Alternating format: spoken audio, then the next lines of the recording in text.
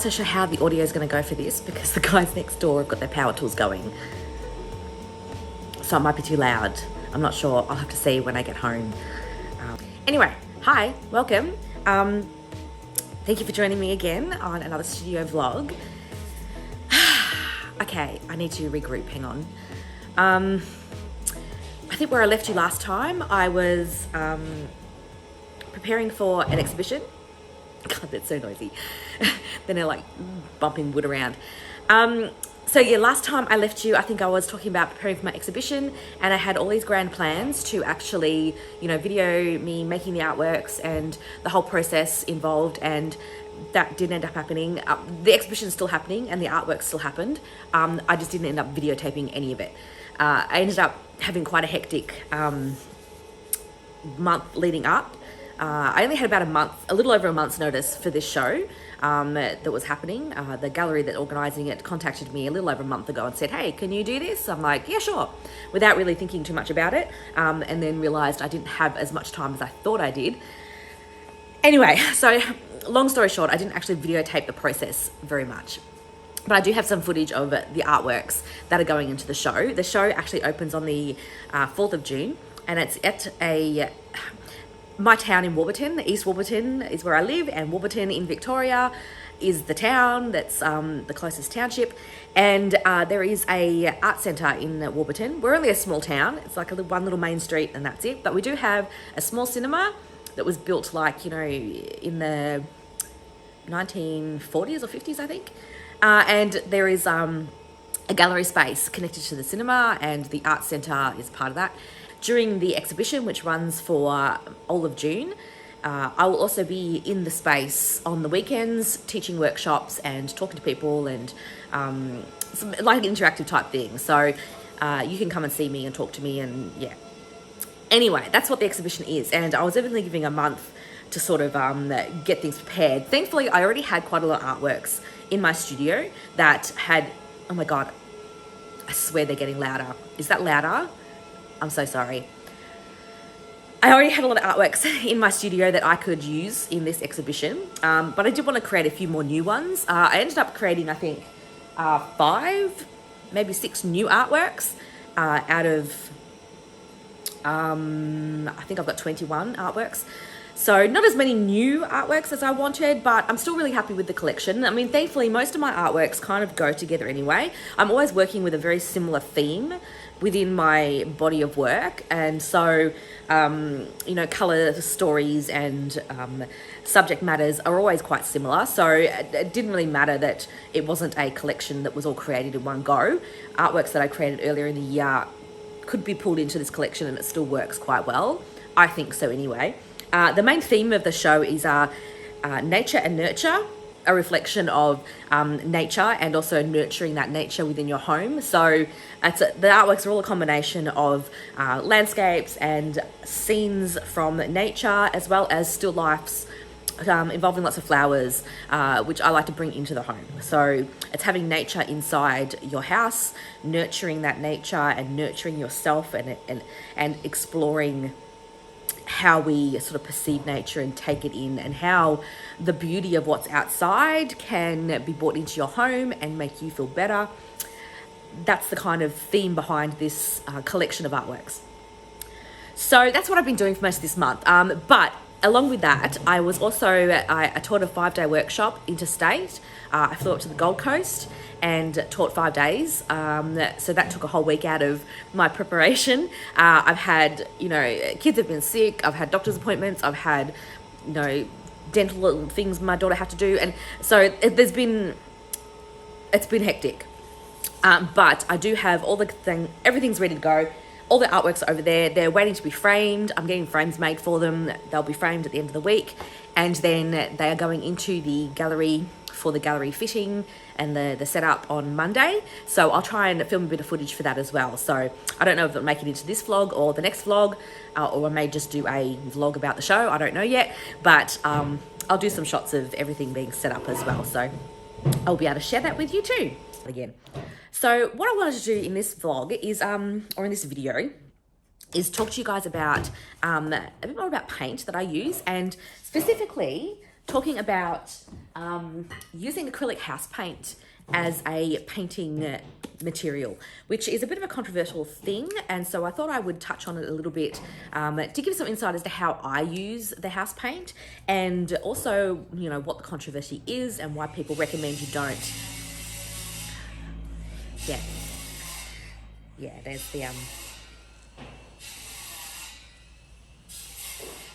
the power tool again.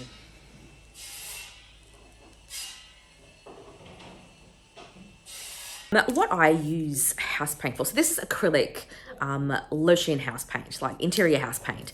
And there is a bit of controversy in using this on artworks that are being sold or artworks that are being used professionally for a couple of reasons. The main one being that a lot of people say that, you know, it's not archival, it's not, you know, color fast, the colors may fade, it's not necessarily, you know, meant to be used in fine art.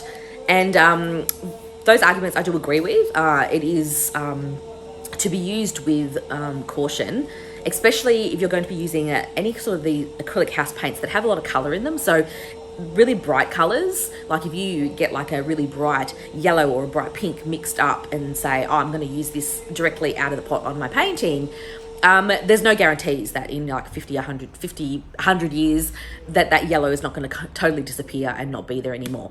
That is the risk that you do have with using these house paints, because they're not artist quality they're not artist quality paints. They're meant for interior walls and surfaces. So that doesn't mean you can't use them though, and I tend to avoid using colors that have been pigmented already. So I won't use a house paint color that has already been colored. If that makes sense. I tend to stick to neutrals. So neutrals, I mean like these creams, yellow, not yellows, creams, grays, whites, you know, those sort of neutral colors. And I will use those, and then I will tint them myself with artist paints. And I use these mostly as fillers. So I'll use it when I'm mixing up my own colors for my own artworks. I will create sometimes jars of those colors to use in other artworks. And I will use these interior paints as fillers when I'm mixing up those colors. This is what I mean. So I used to put these into like plastic takeaway food containers, but I found that after a while they're not really airtight, and so if I didn't seal it properly, or if a bit of paint was sort of underneath it blocking the seal, over a couple of months the paints would dry out. I recently purchased these mason jars, and I've been putting all of my pre-mixed colors into these jars. So this is what I'm talking about, in that I add my own artist pigments and artist colors to the acrylic house paint to bulk it out. And I put them in these jars, and I put color on the lids. And this is what I dip into when I'm painting. And I can tint these and change the values by adding white and, you know, play around with the colors. But I tend to sort of mix up my own colors. So I'm gonna show you how I do that in a minute. But yeah, so that's how I use the acrylic house paint. Pick mostly mist tints. This is a mist tint. So in Australia, we have a chain of hardware stores called Bunnings. And I think, like, the American audience, it's probably equivalent to Home Depot, maybe. It's just a giant hardware store where you can go to get anything you need to renovate. And so Bunnings and most hardware stores, I think, have a paint section, obviously, that you can go and pick and choose paint. And they will almost always have an area where they've got mist tints. So mist tints are basically sample pots of paint where people have approached the paint department, said, hey, I want this color, and maybe the person making up the color forgot to add one of the pigments or didn't do it properly, and they're like, oh, that's not the color I wanted, and then it becomes a mist tint. They sell them at Bunnings for like $1, $2. You can get like really big tins for like, you know, $15, but I tend to just get these little tubs. They're always usually neutral colors. Occasionally you'll get like something with a bit more of a bluish tint to it, or a bit more of a greenish tint, but generally speaking, that people are coming in to get, you know, sample pots for repainting their bedrooms or the lounge room. So they're usually neutral colors. And so I kind of tend to pick up mostly just the neutral ones. If there's sometimes like a dark bluish gray color, I will pick that up and bring that as well, because I can tint that a bit darker. But usually I stick to the neutrals. But yeah, so it's like $1. This one was $1 anyway, for 250 mils. of acrylic paint. So what I do with this is when I'm mixing up my little color jars, the structure paint that I use by Matisse, I've got one here. This is Matisse Structure. This is a very heavy body paint. And so straight out of the jar, it's a little bit too thick. You always need to water it down or make it a bit more fluid, which you can just use water for. That's what I tend to do. I just use water.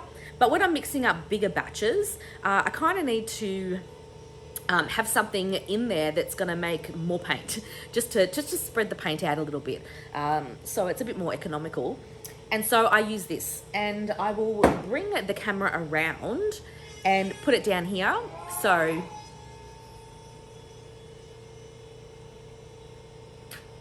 you can see what I'm doing. The guys are a little bit rambunctious sometimes, bless their little cotton socks. So this is what I do when I'm mixing up my colors. So for this one, I'm going to mix up a bright yellow or a yellowish color that I want to use. So I've got some, this is Matisse background color. They create these, they're kind of, it's colored gesso. So it's a little bit more of a watered down version of their structured paint. It's intended to use, I obviously dip my brush in there, so it's a bit manky. But they use this to use it as like a background color, so you can just coat your canvas with this color instead of using the structure. So I've got a bit of this in like daisy yellow. I've also got some cerulean yellow in the structure, just to show you the difference. See how thick that is compared to the other one. It's, you know, it's thick. So I'm going to use these, and I'm going to use the mist tint. So what I'm going to do first is just sort of break this seal, give it a bit of a shake. Okay, so this brand is, I think it's Taubman's. Yep, so it's just Taubman's, just like a nice white cream color. I'm going to pour a little bit of it in here, probably about half of this container. Okay, so I've got about half in there. Now I'm going to start with the daisy yellow. Got myself a spatula. I'll move this so you can see what I'm doing. And I'm just going to plop this in, depending on the color that you're looking for and how saturated you want it. You know, obviously you're going to add more or less of your pigment color. We just give it a really nice mix. Probably want a little bit more. This background isn't quite as pigmented as the other stuff. So then I add a little bit of the structure as well. It's like making potions. So can you see the consistency of the paint? It's like a really nice creamy kind of consistency now.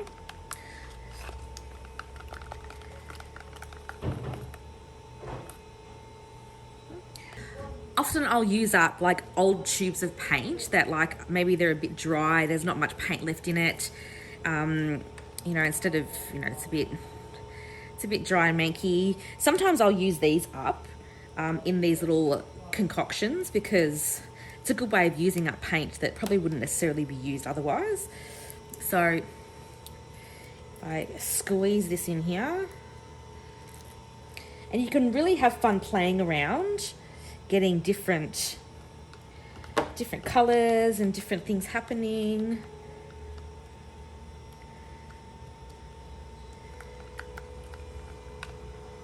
Sometimes you need to mush it a little bit more. Okay, maybe a little bit of this.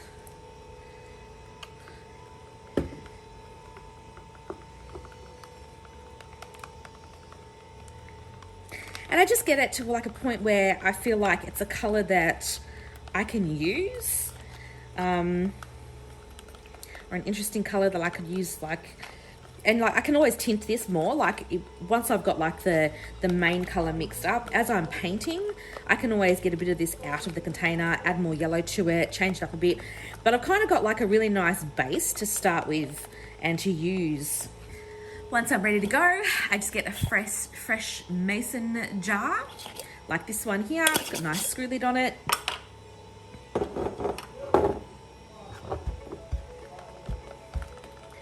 And I can pour it into here.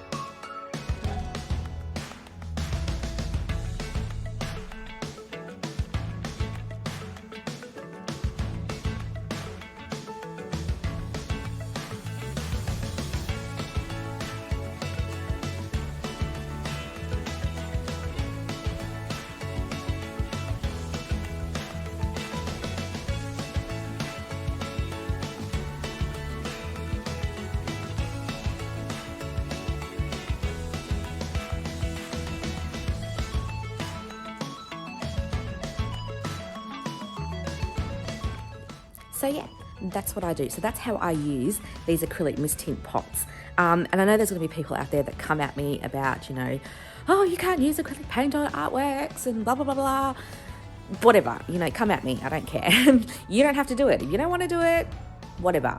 This is what I do. I do it. And so far it's been working really well. And because I feel quite confident as well with the colors, because sorry, it's really noisy again. Because I'm using artist pigments to then color these neutral colors, I feel as though the color is probably going to be pretty good.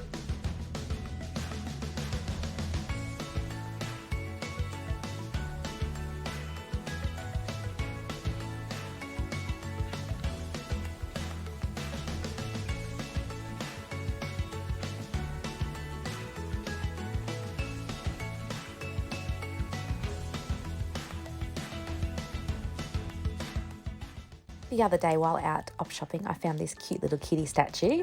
It says, "One spoiled rotten kitty lives here." It's very cute, and like, while I do appreciate that this is a hand-painted, you know, unique little item that someone created a while ago, I couldn't resist painting over it. I think it needed a bit of an update and a bit of a, you know, a bit of a clarifying. See what I did there? So I decided to paint it. So this is just acrylic paint. The ceramics, it was, yeah, I'm guessing it'll stick okay. It seemed to stick all right.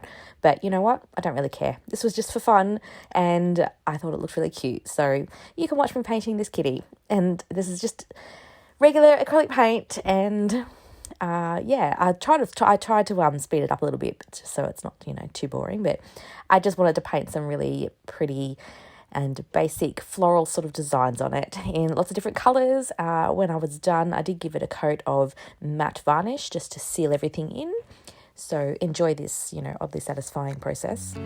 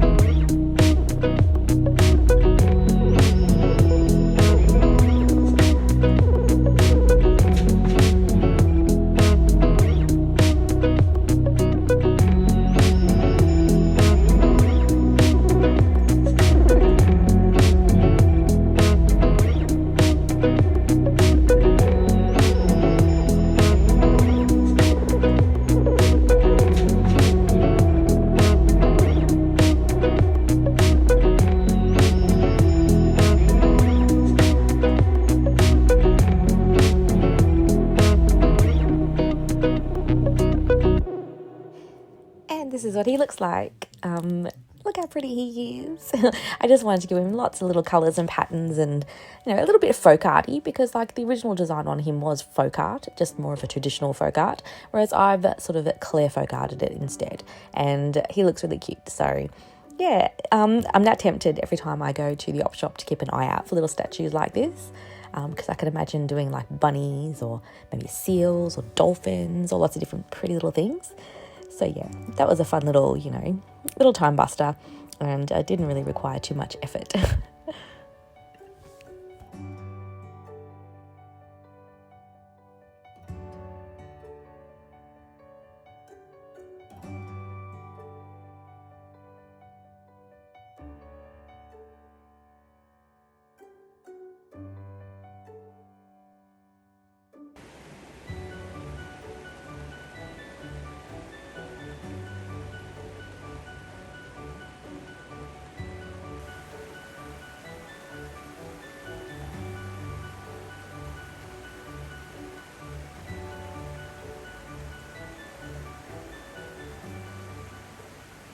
Okay, so I've just dropped my son off an appointment, my oldest son off an appointment, and I don't need to pick him up again for another 2 hours.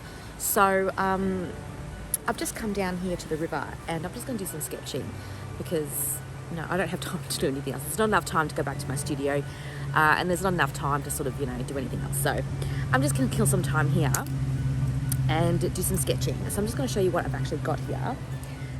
So this is my little view, by the way. I'm just down like, this is actually the Yarra River. So if you live in Melbourne, this is the Yarra River and it actually goes all the way into the city, which is like only an hour and a half away from here. So this is where I'm sitting at the moment, and I've just got a really simple little pencil case full of, these are actually, I picked these up actually at a local sort of like craft $2 a type shop. And they're really cool. They're by the brand Montmartre, which is like I'd say it's student quality kind of brand of art supply company, but they're coloured pencils, and there's 2 colours on each. So like each pencil has, you know, 2 colours, which I thought that's a really cute idea because, you know, while I've got them all in my pencil case at the minute, if I wanted to, I could just grab these 2 pencils and take them sketching with me. And with 2 pencils, I've actually got 4 colours. So I've got like a mid yellow and a light yellow, and I've got a green and a blue. And I can just take that with me. I thought that was really cool. So I've just got some of those in my pencil case. I've got a couple of ink pens. And another thing that I picked up recently is this watercolour. Hang on, I'm going to have to put my phone down to open it up and show you. Okay, I'm back. So it's by the brand called Micador, I think you pronounce it. And I've got 2 sets here. They're sold separately. This is like a brights, and this is a sort of muted set. They're watercolours. And they each come with their own little, you know, lid thingy that you screw on. Oh, here you go, hang on. Does that say what it is? Is that brown? Yeah, no. I don't know if that's the right, what it's called, but anyway. Yeah, but they come with like these little screw-on liddy things that work obviously as palettes. But each of these little watercolour sets that you get, they can lock in together to make, you know, a travel palette. So they all just screw on. You can just keep adding them and adding them and adding them. There's a couple of different sets. And I have had this type of watercolour set before, but it wasn't this brand. It was a different brand. And it was really sort of cheap and nasty. I didn't really like it very much, but this one is actually pretty good. Like I've done some swatches and the colours are actually really vibrant and well pigmented. Here they are. These are the colours. So this is, if I can get that right, these are all the bright set. So you see they're like bright primaries, and this is the muted one. So you can see like they're obviously a bit more, they're not as bright, they're a bit more muted obviously. They did have specific names. This was like summer and this was autumn, I think. But that's what the colours I've got to use. And yeah, they're really nice. They bleed really nicely. They're quite pigmented, very saturated. And I have done some sketching with them already in this little sketchbook just to test them out. This is like a combination of colour pencil. But yeah, they're kind of cute. And yeah, I thought they were actually quite affordable as well from memory. They were about, I think, $8 a set, maybe 10, definitely under $10 a set. And I also have just 2 of these, I think there's the Pentel brand, yeah, Pentel water brushes. So I've got that one and a slightly larger round. I think this one, is this one a flat? I can't remember. Yes, this is like a flat one and a round one. So yeah, I'm just going to sit here for the next, I don't know, maybe an hour and a half and take in the scenery and do some sketching. And I will show you my sketchbook when I'm finished and show you what I've captured. So yeah, that's going to be my morning.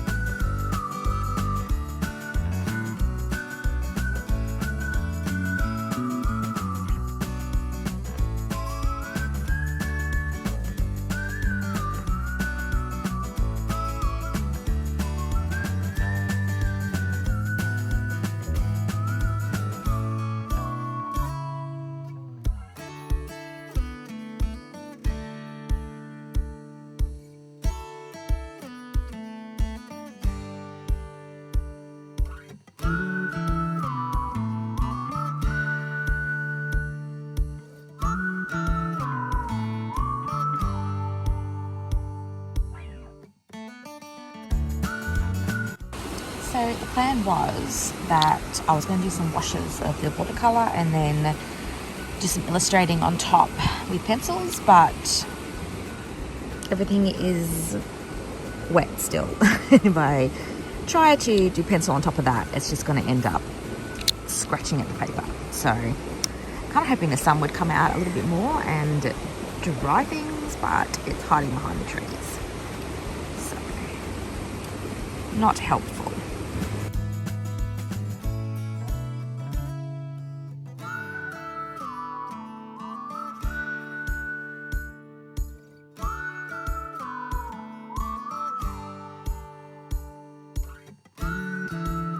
So everything is still wet, obviously, but these are a few sketches that I did. I just wanted to get some like underpainting type thing because I kind of want to explore some pencil sort of drawing and stuff on top of these. I really like this one. This is really cool. This is this tree here. You can see all those colours in the bark. I thought that was really pretty, so I quickly sketched him down. Bushy kind of island sitting here, so I want to go over with like more detail with the pencil to get bits and pieces in there.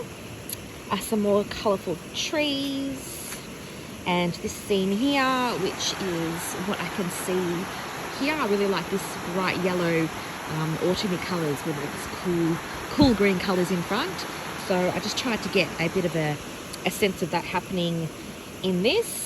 And then I'm going to come back over it again with pencil to darken up some of this foreground stuff. But yeah, everything's still wet. So there's no point putting pencil on it yet, otherwise it's just going to end up scratching away the paper. So I don't know, I might head down now to the shops, get some stuff for tea. If I leave this sketchbook in the car, it'll probably dry by the time I'm done, and then I can do some more sketching in it later on, I suppose. But yeah, it was still really lovely, like really nice sitting here in the sun. Well, what little sun there is. There was actually more sun about 10-15 minutes ago, but it is starting to go behind the trees. But even though it was, yeah, it's cold, but it's still nice. It's a nice, beautiful autumn day. So yeah. All right, just wanted to pick up where I left off, just to give you a full circle moment. So I'm now sitting in the car. I've just got my pencil case, a bit of a coffee, and I've just finished off the sketch that I was doing earlier with some coloured pencils. So just added in some details and given it a bit more of an illustrative look, which I really like. Sorry, the light's really bright at the moment. But yes, that's what I ended up with, and that was oh. Yes, I just dropped my phone. As I was saying, it was a nice way to sort of finish it off. So let me see if I can get positioning right here. So yeah, this is what I ended up with. So I added some pencil to this little bushy bit that was on the water as well. I haven't added anything to that one.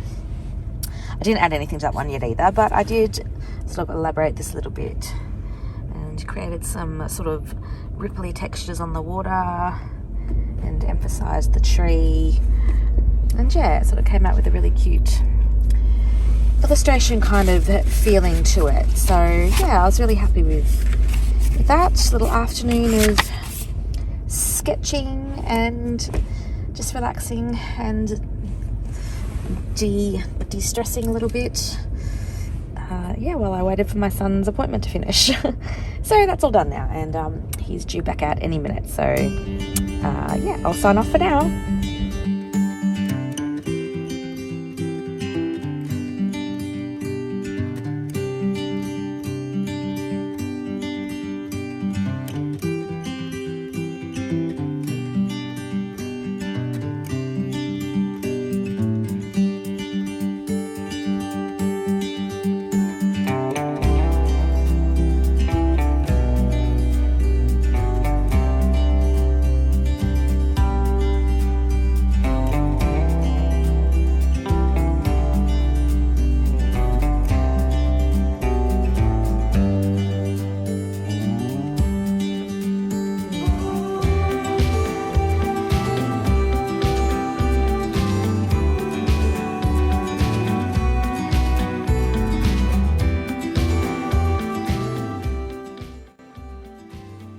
another day in the studio.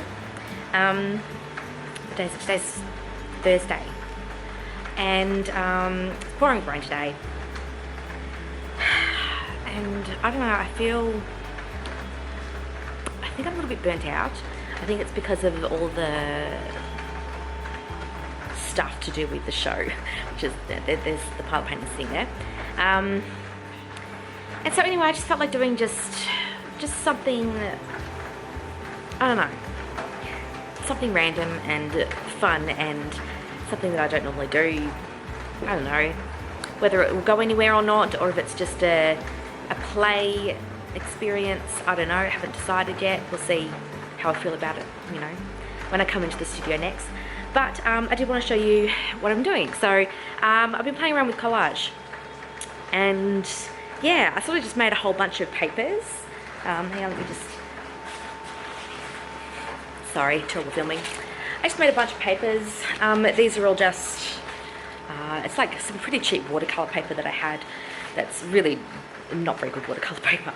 But I just covered it in acrylic paint with like different colors and patterns and things. And I've been using that to make little collages. I did a couple in my sketchbook, and I also have these abstract paintings that I did a while ago as well, that I've never really done anything with. Again, they were just another, you know, I need to get creativity out, but I don't know what to do thing. And so I've actually been seeing if I can work the collage into these. So I'll flip the camera around so you can see what I'm talking about. Okay, so yes, I'm working on the floor, which, you know, my hip is not really is not really happy about, but this is just what I do. So anyway, I made these abstracts. I've got like, I don't know, half a dozen of them on paper on their own. You know, they're interesting, but I feel like they don't really have much going for them besides the fact that they're interesting and there's a lot of like fun textures and stuff. Yeah, besides that, there's not really much going for them. So yeah, I made up a whole bunch of just scrap bits of paper with different colored paint on it, and I am using these as starting points, and I'm trying to create abstract sort of landscapes and treescapes with them. This is the first one I've done so far. The glue that I have to use is like a really crappy cheap glue stick. I really need to buy some Mod Podge or some PVA or something. So most of this stuff is stuck down, but it's not stuck down permanently. I'll come back and re-stick it if I decide that I like it. But this section I think I really like. I'm not sure how I feel about, you know, the edges of the paper. This one here, I painted over it, and I don't know if I like that or not. I'm just playing with some different ideas. This one here, I've already, you know, whited out this sky area, ready for some trees as well. So yeah, that's what I'm doing at the moment. And yeah, I'm not quite sure if it's going to go anywhere or, you know, what's going to happen with it. But it's, I don't know, it's interesting. I really like this, you know, this sort of section here. So maybe I'll even, I don't know, crop it, cut across here, and crop it down. But then, yeah, I don't know, I do like the format of the portrait format with landscapes. So anyway, this is what I'm doing at the minute. I'm standing in my studio surrounded by glorious mess. Yeah, so yeah, these are just a whole stack of paper. So this has got like ink splatters. This is just acrylic paint. Some of the sheets, you know, I have just done this really cool texture on. Other things, yeah, other pieces have got more full color. But yeah, a whole just bunch of different colors and things. I didn't know what I wanted to do, so I just filled those out really quickly. And I am having fun with it, so it is, yeah, it's good. So that's what I'm doing at the moment. I do have to leave soon because I need to go and pick my daughter up, but yeah, I might take a little bit more video when I've done a little bit on maybe a couple more, and I'll show you how far I got.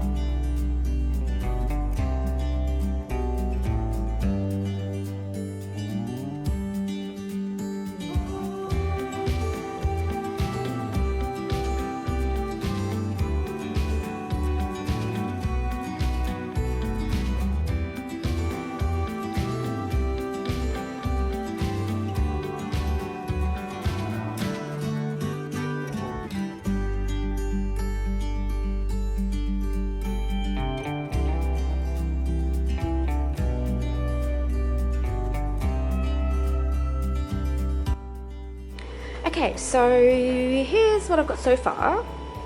I've done 3. Again, nothing is stuck down. So, you know, this stuff is not stuck down. It's just kind of there. Yeah, sitting there until I get some better glue. I really like the contrast of this orange. I think it works really well in with the other colours. I already showed you that one. This is another one that I have done. Again, not stuck down. Again, I really like the contrast of this darker blue tree. Oops, just knocked over my glue stick. Of these sort of aqua colour trees. I really like those. And this sort of like flat land that I've created. And this, almost like, you know, I don't know, roots or something. Sorry, that's a really loud car that just went past. Yeah, so no, I think these are gonna work. I actually really like these. Yeah, I'm really inspired by how abstract they are. I sort of added in this like patch of orange down here too. Hang on, let me just zoom back. Oops. Let me zoom back out again so you can see it. This patch of orange, just to sort of give this tree here a bit of weight. And yeah, once I get some good glue, I'm going to stick these down and maybe go over it with some illustration or some, you know, some line work. And then, you know, I can progress with these as well, doing the same kind of collage treatment. But these 3 in particular, I really love. I think either this one or maybe this one are going to be my favourites, I think. But yeah, really happy with them. Okay, well, I think I'm going to leave you here for this vlog. Yeah, I hope you enjoyed it. Oh, one thing I was going to mention as well, for those that don't know, I do have a new online abstract landscape workshop available. I released it about 3 weeks ago now, all about unlocking abstract landscapes. I take you through a lot of different projects to loosen up, practice loose brush strokes, working with limited palettes, building up contrast and interesting elements to create really abstract landscapes. There's a link to that in the description below if you are interested. That's something I had to mention. What else did I have to mention? No, I think that was it actually. I think it was just that. That's all I had to mention. So yeah, thank you again for joining me. If you haven't already liked and subscribed, then please do, just so that, you know, it really helps with the algorithm stuff. And also, if you did enjoy this video, I do try and upload at least once a month. I'm hoping that my upload schedule will increase a little bit over the next couple of months when things calm down a little bit. But at the moment, I'm trying at least once a month. And they're always, you know, arty kind of vlogs and yeah, stuff. So make sure you like and subscribe. I think that's all I really have to talk about right now. So yeah, that's all for now. Bye.